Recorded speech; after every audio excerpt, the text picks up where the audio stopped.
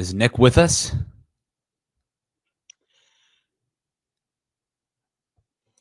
There you are. Sorry, you were a dark screen for a second. Oh boy, Oh, sorry. no, I got echo going on. Well, ladies and gentlemen, welcome back to Puck Watching STL. We're happy to have you. I'm not sure what the deal with this echo is. I'm hearing a couple things here. Nick, is that your phone on going on? Can you hear it still? Wait, yeah, this Instagram is. I'm gonna end the Instagram. It's fine. It's not what wasn't working. Okay. Well, I guess we'll restart things. But welcome back to Puck Watching STL. We're happy to have you back. Off-season edition number 4 for us, and we got a lot of topics to cover, despite not any hockey going on for the last week. Ever since the Panthers took home the cup in 6 games, which, if you listen to our episode with Sam, we got into a little bit, but we could be talking about just a bit with this. But we wanted to focus it more on free agency talk and a little bit about the NHL draft, but as well as Nick kind of repping the new logos as well. So, but Nick, before we get into that, how's the summer been for you? I know that with the interviews, we really haven't been getting into that. So what's been going on in the life of yours? Summer's good. I don't think the summer is as good as it is happening in South Florida currently, with the Panthers just continuing to party as hard as they possibly can. I think they were in the Bahamas last time I checked. But summer's good. It's hot, expected. Going to California tomorrow to enjoy some 70s and sunny to get away from it. But summer's great. Free agency, trade talk has been pretty fun, to be honest. Yeah. And I'm looking forward to seeing if the Blues can do something. But we'll see. It'd be interesting. Well, we'll get into that, but before, just wanted to shout out to the kids at the Smet Broadcasting Camp right now. We're having a ball, and hopefully they're learning something, and hopefully they're tuned into this, because I did give them I saw some subscribers pop up when I showed them our channel today, because it was podcast day today, and they did a pretty good job. So, but nothing like puck watching yet.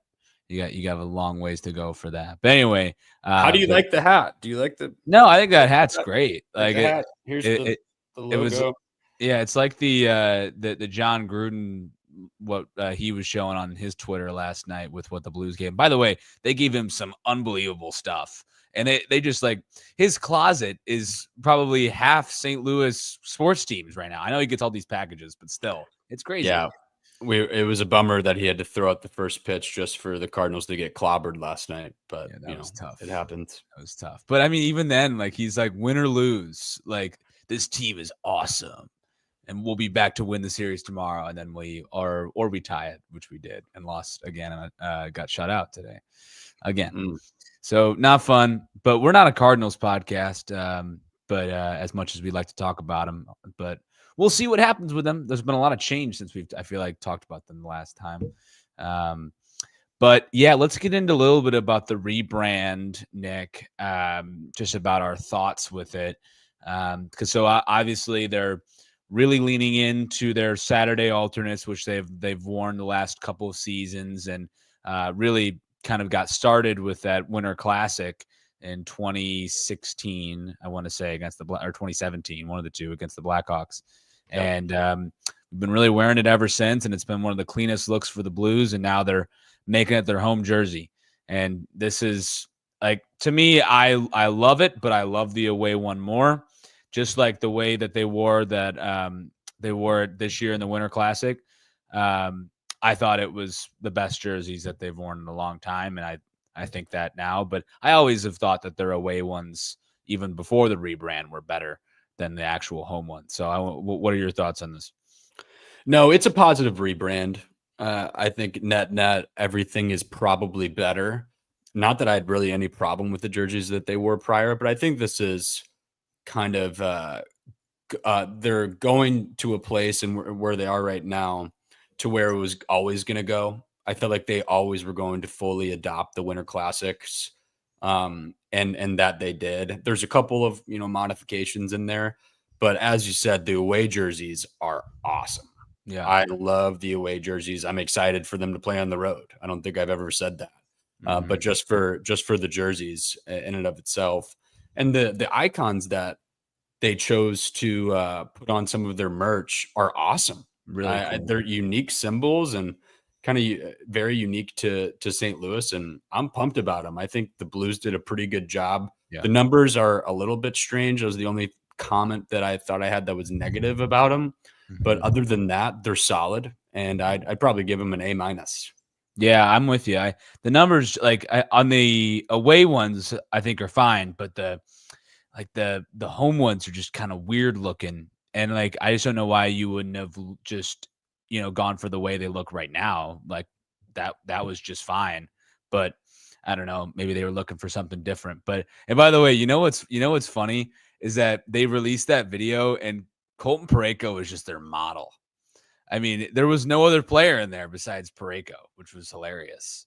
He They must really live here trusted or him. something. I think he may.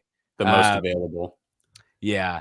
And it's funny, the Blues Views put out a little post about it, talking about the rebrand, and I thought it was an interesting point. Like he was a lot less favorable about it than us. Like he didn't think that, I think he referenced like, if it ain't broke, don't fix it type thing, which like I don't think the old ones were, but maybe I don't think we had rebranded since 1996, I wanted to say. So like I feel like we're due for that at some point. I mean, that's over 30 years, so or just about. So but anyway, what he was saying was like, it's the only positive with this is that as this kind of rebrand happens, like you're ushering kind of a new era of the Blues kind of in. Like I feel like, when you look back to the 2019 and all those old days, crazy 6 years ago now, like that was a long time ago, and that this team looks entirely different. There's just a few players that are remaining from that.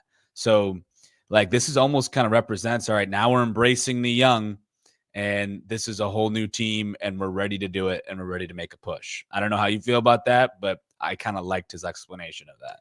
Well, it's very symbolic. Yeah. It definitely fits that narrative that Monty has been talking about with the new brand of hockey, brand new players. Literally couldn't even recognize a single player from the 2019 team besides maybe a couple. So it's definitely a symbolic play, and I think it'll benefit the Blues, especially on the merch selling front, heavily. Oh, yeah.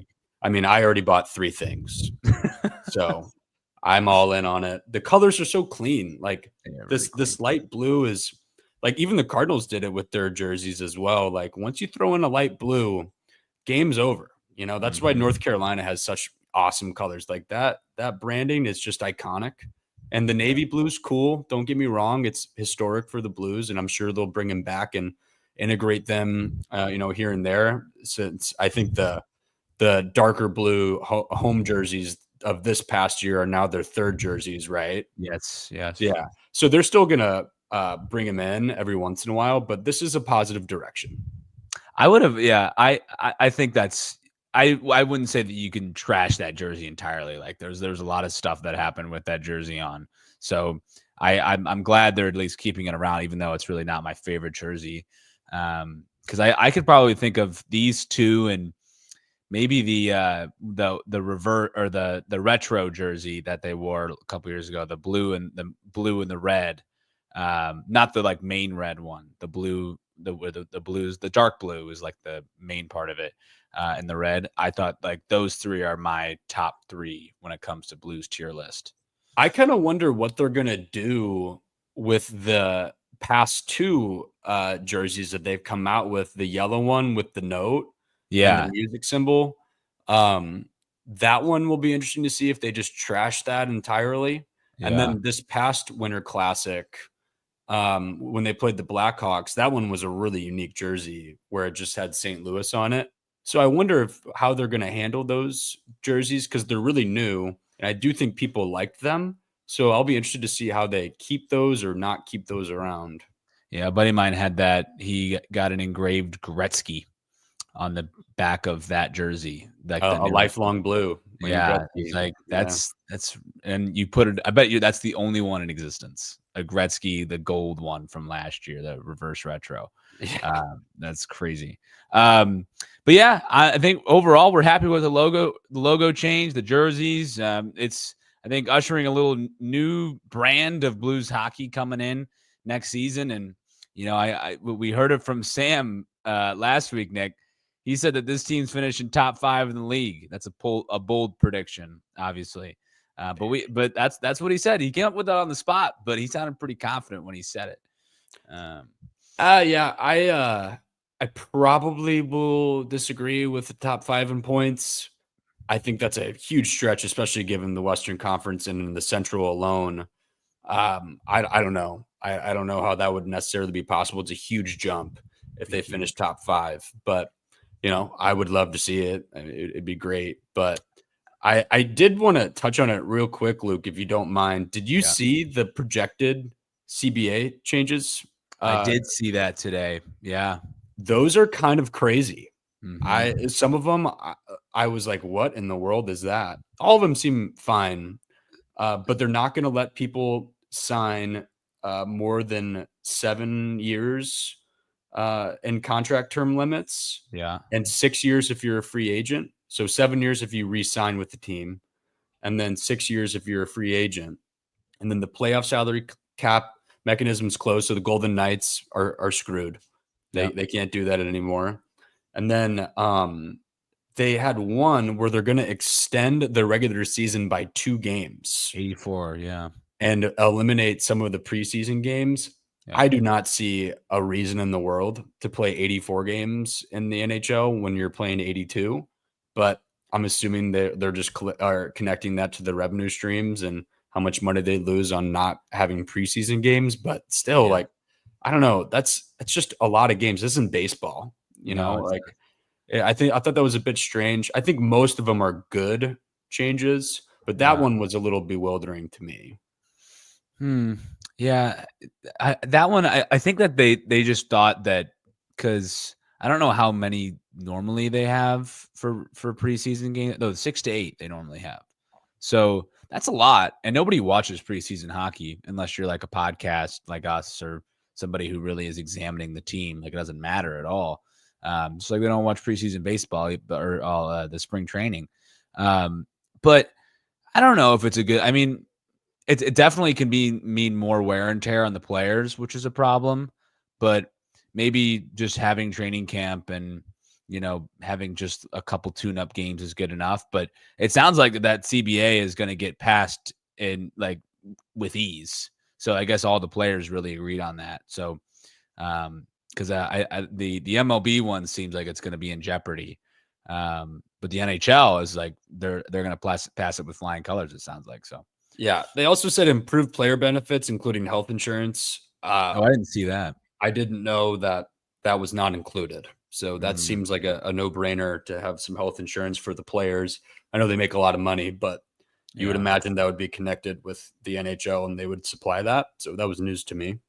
I'm glad that they're getting rid of the loophole though with the LTIR. That thing needed to close, and the It's only a Blues matter never of time. benefited from it. No, so I can say Yeah. that. Yeah. But Vegas and like I think of Vegas and I think of Tampa every single time. They just built some monster teams that wouldn't have been possible without putting either Steven Stamkos or Nikita Kucherov on the LTIR like right before this the season And ended. Florida did it this year. Yeah, Well, and they who did they have on the was it it was Barkov that they was it Ekblad that was Ekblad, suspended? Ekblad, Yeah, he was yes. suspended though. So you feel like if someone's suspended, you probably shouldn't get the luxury of long-term injury reserve for someone that broke the rules. But Yeah. whatever, it's done now. So And Kachuk. Kachuk was the one. He didn't come back for a while. Maybe he came back just before the season ended. he But came back in the playoffs. I'm okay, pretty yeah, so he was on yeah. LTIR because remember he got injured in the Four Nations and He he was didn't still come back. hurt though. I'm Oh pretty yeah, sure. for sure, but he still won a cup and played pretty well. Yeah. But yeah, I mean, I guess if we wanted to talk about that briefly, but just an unbelievable cup final for the Panthers. And I know we said it a little bit on the podcast, but I'll say it again. Like that's going to be the team that every team in the NHL looks to be like for the next couple of years. And I wouldn't be shocked if they're back next year. I really wouldn't. I mean, They have they've a been the lot of last 3 players years. to resign. Yeah, so. they do. They do. But I'm telling you right now, like, I don't know about Marchand because who knows what his plans are. Like if he wants to go back to Boston or even if he wants to test the market, he probably could get $8 million for him right now. But like all these guys, like I think are so bought into this idea that they could be this crazy dynasty that's not just a 2 cups like the Lightning were and done, you know, that this almost is more than that. Like I wouldn't doubt if Bennett signs for cheaper than he should. I wouldn't doubt if Ekblad signs if it's cheaper than he should. Like I'm telling you, I could be totally wrong, but that's just what I'm feeling. They definitely probably will do that. I do think most of them will resign. I did see a rumor that they may be trying to maybe let go of Rodriguez and get his contract off the books in order to re-sign Ekblad, Bennett, and there's one who's Marchand. the other one? Yeah, Marchand. So I don't know how that's going to play out, but someone's got to walk.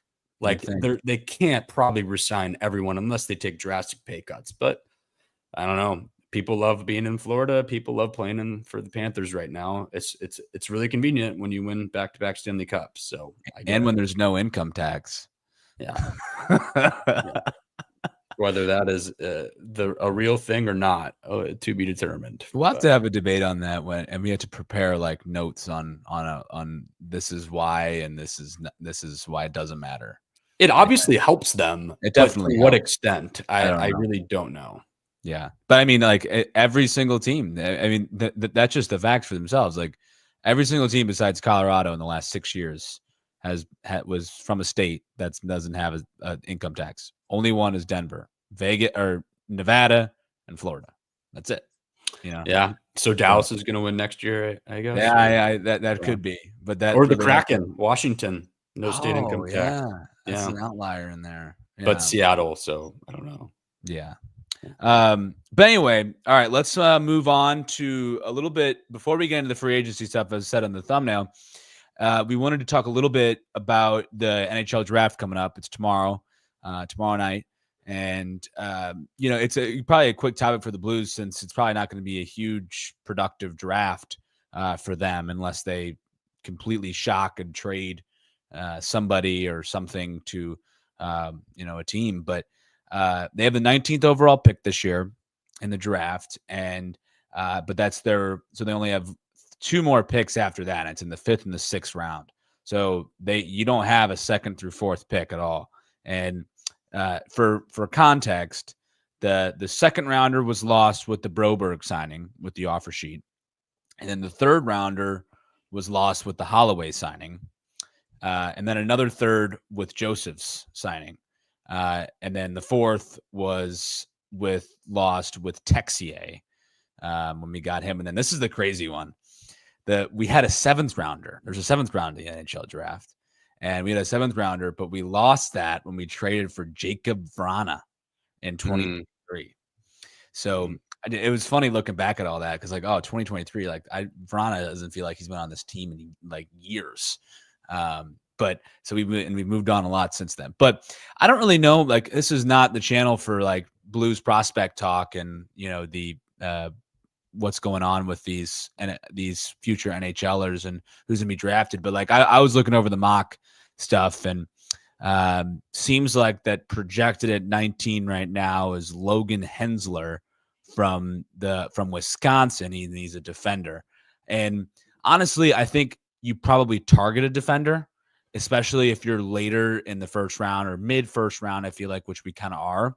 So I don't know what your thoughts on that, but I think that it's better to maybe target that defender range maybe rather than maybe, rolling the dice for a forward maybe at this stage where we are.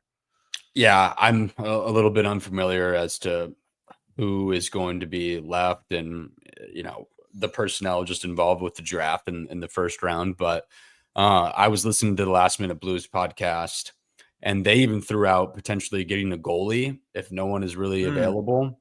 Hmm. I don't know. I would say they probably won't do that. I think they're probably going to tail what you said, Luke, and get a D man, and that would make probably more sense. But I think it's very much up in the air on what they do. I don't see them trading their pick unless No. they have, their eyes set on someone that we just don't know about, which we can talk about later. But I would imagine they'll pick a D man, like you said. Yeah.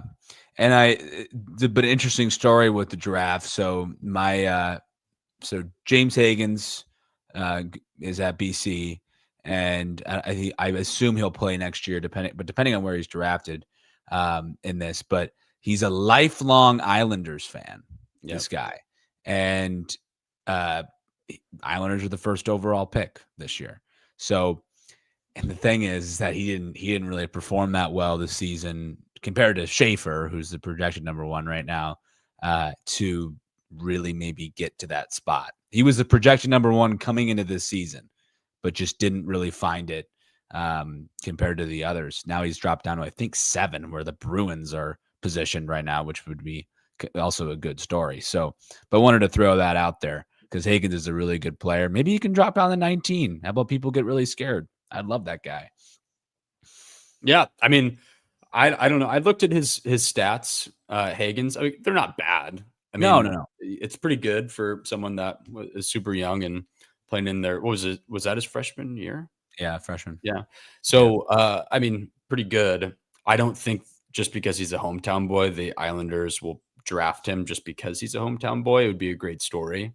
Yeah. But you could tell when I listened to Chicklets the other day that he would probably like to go there, just given how much he grew up with the Islanders and his dad and such. But I don't really see it happening, but we'll see. I don't know a lot about the draft, so it's kind of tough to talk about. Yeah.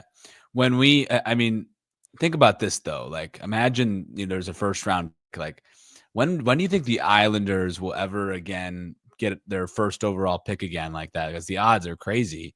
And the guy who potentially is an option says, "I want to play for the Islanders."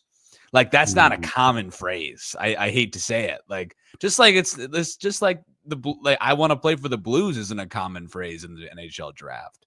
So No. just want to throw that out there because I don't know. What if the Islanders take a chance? Why not? Yeah, it wouldn't be the worst thing in the world to have someone that really wants to be on your team in the first place. But I still think anyone that gets drafted number one overall really wants to play for that team. With maybe this will be a big shot, the exception of Buffalo. It just seems like dreams are going to die in Buffalo. So I don't know. I'm not really sure what's going on in that place right now, but it just doesn't seem like there's a light that's shining on them whatsoever. Or there's a road out of this dark place that they find themselves in. But I think most players wherever they get drafted are happy to be there mostly. Yeah, I would agree. But yeah, so draft coming on tomorrow, and really for Blues fans, you only have to tune in to probably the first, I'd say, 45 minutes of it, and then it'll be off for us until the 6th or 5th round. But yeah, I mean, we'll obviously keep you posted to see what the Blues do. But I wouldn't be shocked if they tried for the defenseman, as we said, but they could go for the goalie, and that'd make things really interesting because, as Sam talked about last week, there's kind of an absence of that right now in the Blues system. It does. Armstrong did say that they are going to have Hofer. Yeah, it doesn't seem like they're going to let him go no matter what.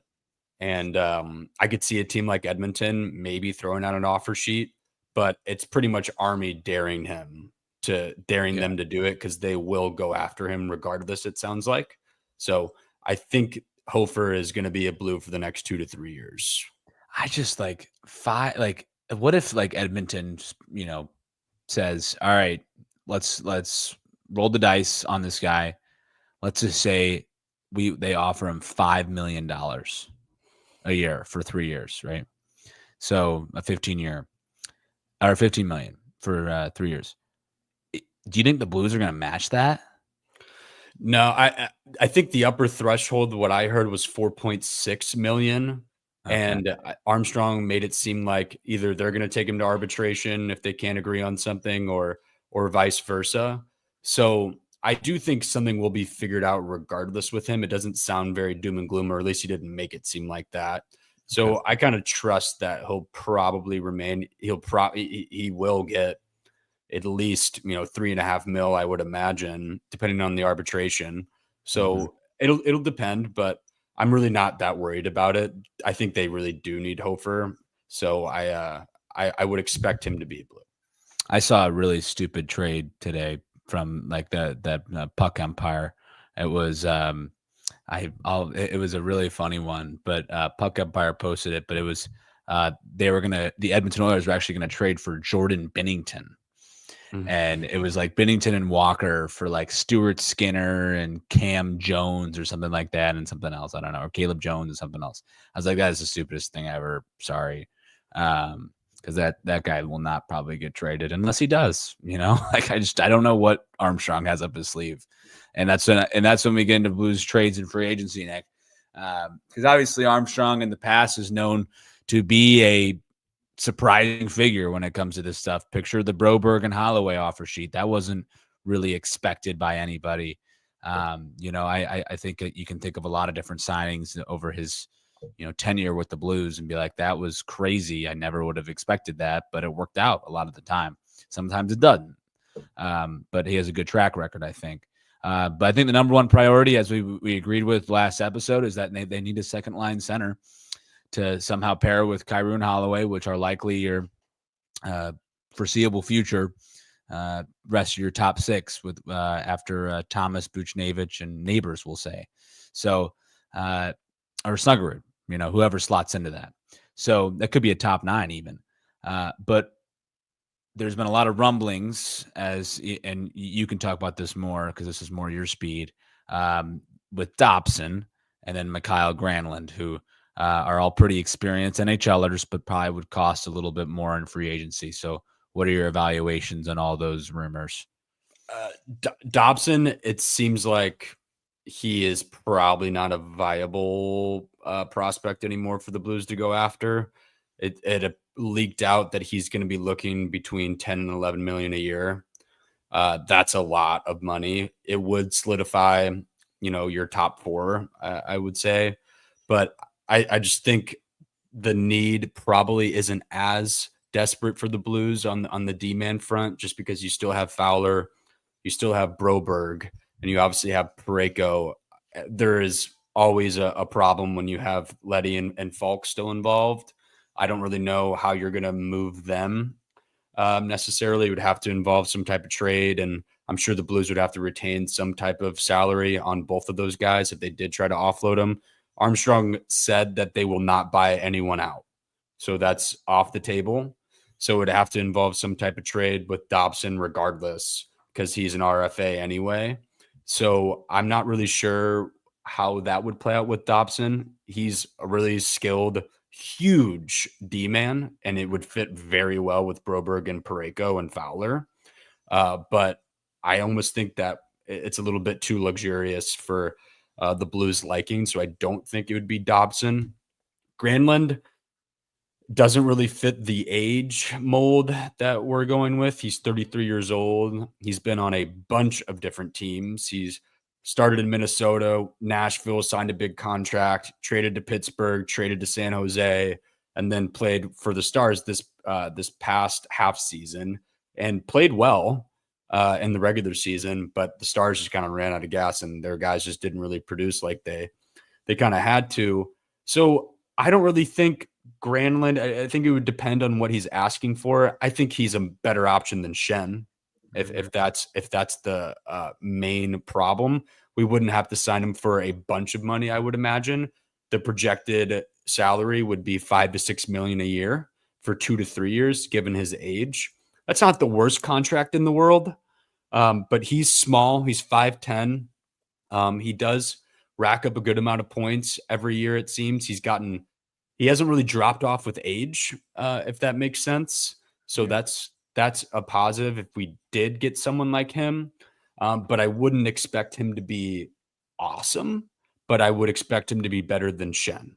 So I do see a world where Shen is still the second line center, kind of unfortunately for us. They did play well together on the line with Shen, Holloway, and Kyrou. And the elephant in the room, though, if they're going to do any of these trades, especially with Dobson, Granlund would just be a signing of unrestricted free agent. But Dobson, they would have to get rid of Kyrou.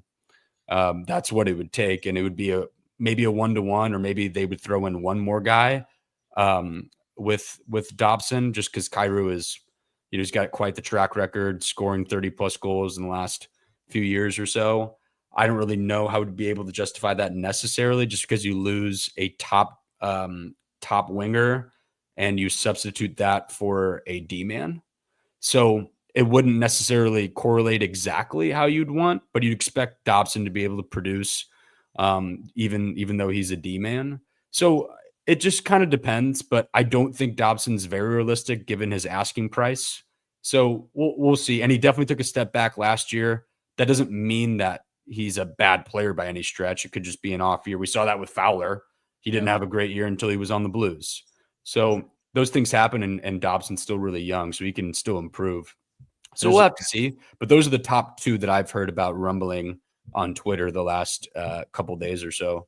A lot to unpack there. But good breakdown, by the way.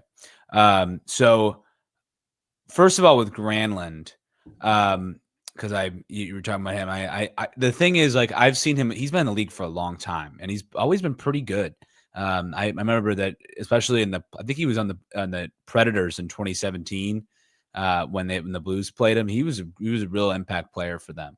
But I think the good news is, like, if you did want to sign him, yeah, like, he's probably not nearly your age range, right? But he's definitely played in the Central Division a bunch in his career, so he knows exactly kind of what that style of play looks like in order to match up against these really big teams with Minnesota, Nashville, and then Dallas this past year. So I think that'd be interesting. I wouldn't be a huge fan of that pickup, but I understand where they're coming from with it.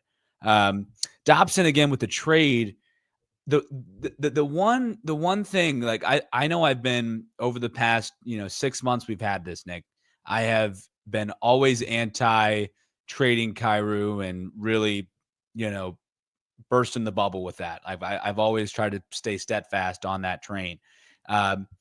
This is the one thing that I'll say, though, about this is that, yes, it's a defenseman it's a forward for a defenseman, and you lose 35 goals a year, right? When you lose a guy like him.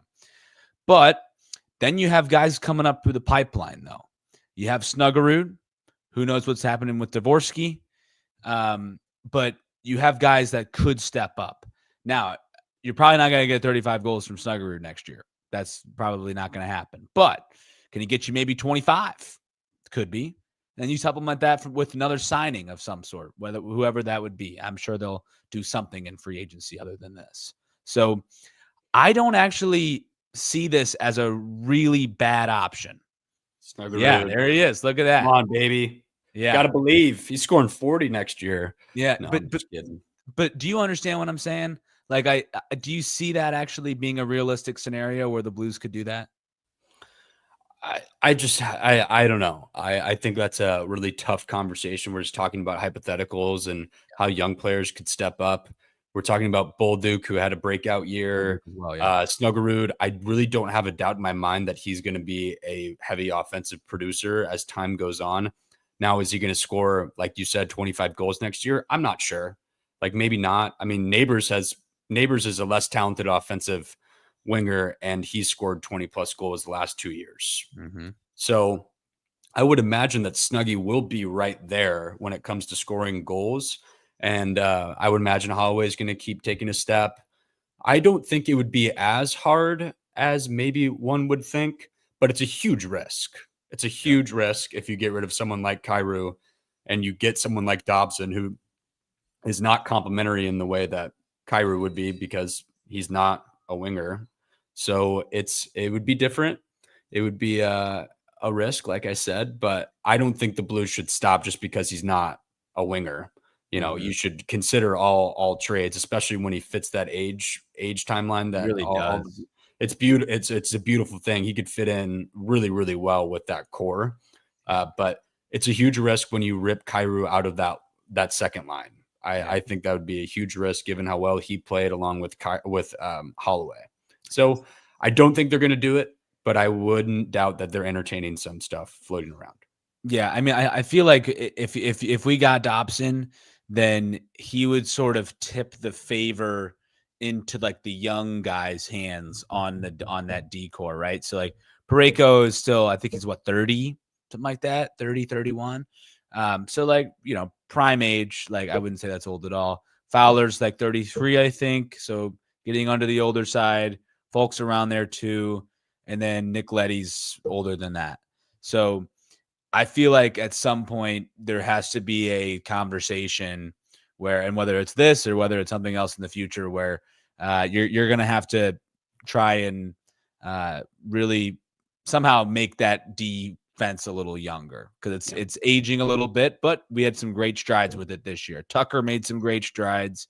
Broberg, obviously, and I think we're going to be seeing a lot of Matthew Kessel next year. So it sounds like that Suter's not going to resign. Yeah. So. Pareko is actually 32 years old, 32, which is crazy.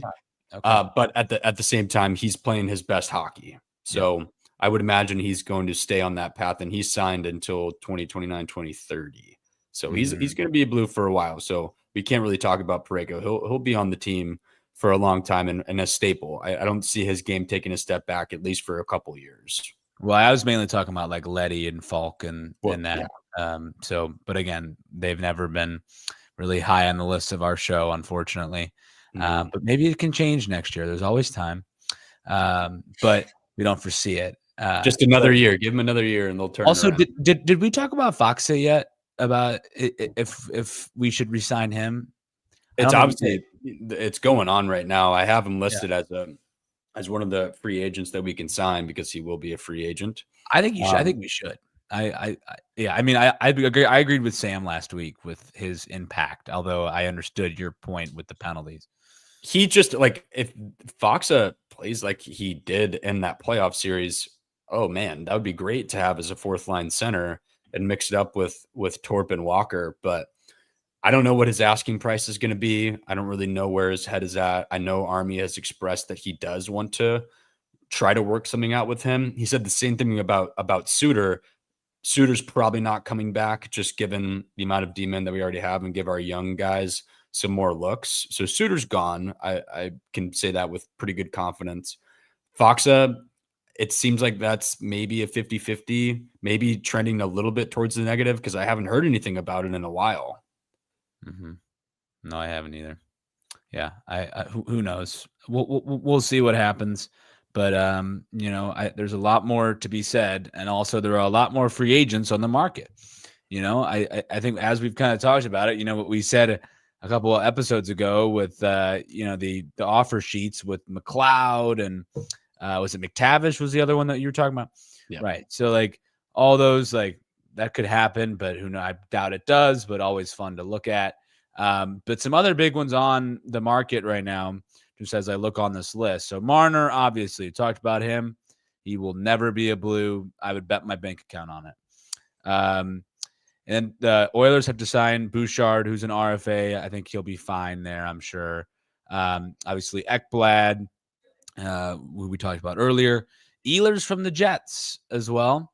I think he could be a very formidable option for a lot of teams. But maybe he'll stay with the Jets, because guess who's back in the league? Jonathan Toews, who everybody forgot about that guy, it sounds like. But maybe the cup is finally going to come to Winnipeg with Jonathan Toews back. You don't think so? No, he's 37. He hasn't played in 2 years. Yeah. I don't really imagine Toews being the Toews of the Blackhawks prime era of like 2010 through 2016, 2017. So no, I don't think that's going to be the thing that moves the needle for the Jets. They definitely probably need to resign Ehlers. Mm-hmm. I would imagine. I don't know what their cap situation looks like, so I don't know what situation they're gonna be in order to re-sign him. But I would think that they are probably going to do everything they can to get him back on the Jets, because that's a huge loss if they lose him. You can't replace Toews with him like that. That's not something that would make any sense at all. Yeah, I don't know where he would go, but we'll see. Tavares from the Toronto's. It seems like he may be back with Toronto. It sounds like they're signaling that, because Marner's not going to be back. It sounds like. But then a couple other big ones, obviously Bennett, we've talked about. We think that he's going to stay. I think he's going to stay with Florida. Besser from the Canucks. Yeah, he'd be an interesting one for the Blues to add. He's a winger, kind of has up and down years, but he had a good year this year. So it wouldn't be a horrible get, but I think we need the center, and Besser is the winger. So I'm not sure if that would be the best fit. Patrick Kane, but that's really it. Like, there's really no other big ones that, like, I think the Blues would have like a good chance of getting. That's like also in our age range. You know what I mean? Yeah, and Ryan Donato was signed by the Blackhawks, and there's center, but there's not a lot of centers on this thing. Like Marco Rossi, he'd be a fun RFA to get. I know he's been swirling around Blues Twitter, but I doubt that'll happen. That'll take an arm and a leg to really get him. So, yeah, I don't think so. I think most of the RFAs are going to be pretty impossible to get. Even if we threw out an offer sheet, I think all of those guys are going to get matched. Yeah. So I don't see that playing out very well. Bouchard, no way. Fox is obviously on the table, but as a fourth line center. Besser is intriguing. That year that he had, not this past, but the year prior, he was incredible. He had 73 points, 40 goals, 33 assists, a plus 23. But this past year didn't look anything like that. Oh, so that would, okay. Yeah. So I don't know. There's a couple other guys that could be potentially intriguing. Some are RFAs, some are unrestricted, but like Bowen Byram, I know that the Blues floated that out for a second. There was a rumor that that the Blues were interested in Byram and packaging him with packaging Kyrou along with who's the guy that just got traded from Buffalo.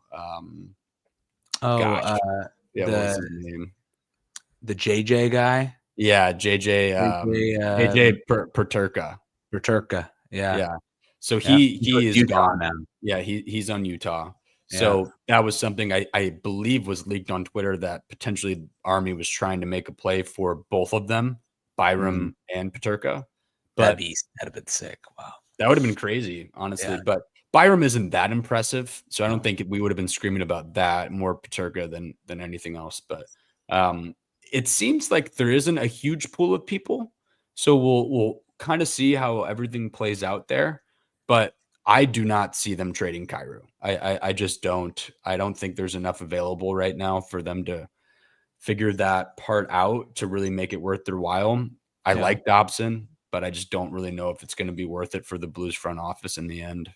Yeah. And I think Sam said it best last week, like $8 million a year for that guy to get, I think he had like 68 or maybe 70 points, something like that. And then plus the, 35 goals along with that. Like, that is, I think, well within properly $8 million range. We're not fleecing him with that. It's not a steal. I think it's just perfect the way it is. Great contract. Yeah, it's a great contract. And I also think with Kyrou, like it's just a really difficult spot to be in if you're him. I kind of forgot what I was going to say, but you obviously have to figure it out before July 1st, or he can just waive anything the Blues would try. So that's what it ultimately boils down to. And with the cap space the Blues are going to have, they also have to figure out what they're going to do about Holloway and Broberg and Fowler. So they have to think about those signings simultaneously, trying to entertain the unrestricted free agents and potential trades they can make. Because you want to sign Holloway long term, you want to sign Broberg long term, and they don't have 1 year left, 2 years left at most. So they'll have to figure that part out. And Fowler, I'm assuming they're going to let at least half of a season play out before they go to the negotiating table with him. So that'll be interesting to see too. Yeah, here's the problem is that, like, who knows, like, again, this was Holloway's best season of his career by a long shot. You just didn't really have a lot of sample size. Like, can he keep that up next season? And like, but the question is like, when is that time, like, before he like is really like breaking out even more? Like, what if he has an 82 point season next year with 30 goals, right? Like, we just don't know what this guy's ceiling is. And that means that could cost an extra $2.5 million if you wait. That's the problem. I know there's really no great way of It's such a perverted system where you're like almost hoping that Holloway like has a mid type of year, Yeah. and then you're like, hey, do you want to sign a 6x7 or something like Right. that and get a cheaper contract than Rob Mhm. or Kyrou and lock Mhm. him up long term? Yeah. So it's strange. That's the thing is that like then with the Panthers too, like I'm sure they're going to be thinking like this is that I know that a lot of players don't do this, especially when it comes to other leagues, but the NHL is really good at this, like taking pay cuts to like benefit the rest of the team. And the Blues aren't in like the best cap situation. So I hope people can figure that out and realize, okay, if we want to build a really solid team and a solid future behind us where we can be competing every single year, I think people got to realize that and maybe buck up a million or two from their probably anticipated pot or proper pot. I don't know, but again, that's so easy for me to say as a fan. You know, And cap's going up. So I yes, mean, we right. can have that to kind of rest on where we will be able to pay players and more players. Mm-hmm. But you just have to be careful when you're talking about extremely, long-term contracts, whether it be 6, 7, or 8 years, and giving them a lot of money where that's going to be a recurring hit every single year. No matter if the cap goes, when it does go up, it doesn't mean necessarily that you're going to have much more space depending on how you sign your other players. Yes. So it all is relative. So it'll be an interesting next couple days and then weeks after with UFAs and seeing what the Blues can do. Yep, I agree. Well, I think this wraps it up, though. It's glad for the 10 of you that joined us today on YouTube. Sorry, the Instagram wasn't really up and running. Not sure what was going on there, but we'll definitely be keeping in touch with the draft tomorrow. Stay tuned on the X and probably our Instagram stories. We'll be posting about that. But other than that, when it comes to July 1st, with whatever the Blues do, let's just randomly say that Mitch Marner all of a sudden comes to town somehow. We will definitely probably do like an emergency little podcast on whatever that topic may be. And I doubt it's Mitch Marner, but if it's something that definitely raises a red alert, then we will be live and talking about all of the potential impacts of that. So stay tuned for that if it happens. But Blues Twitter is going to get fired up the next few days. There's hockey Twitter in general as well. So excited for that. July 1st is always so fun. And luckily we didn't have much time since the cup final to wait for that. So, but appreciate you guys all joining us. We'll talk to you soon. See ya. See you guys.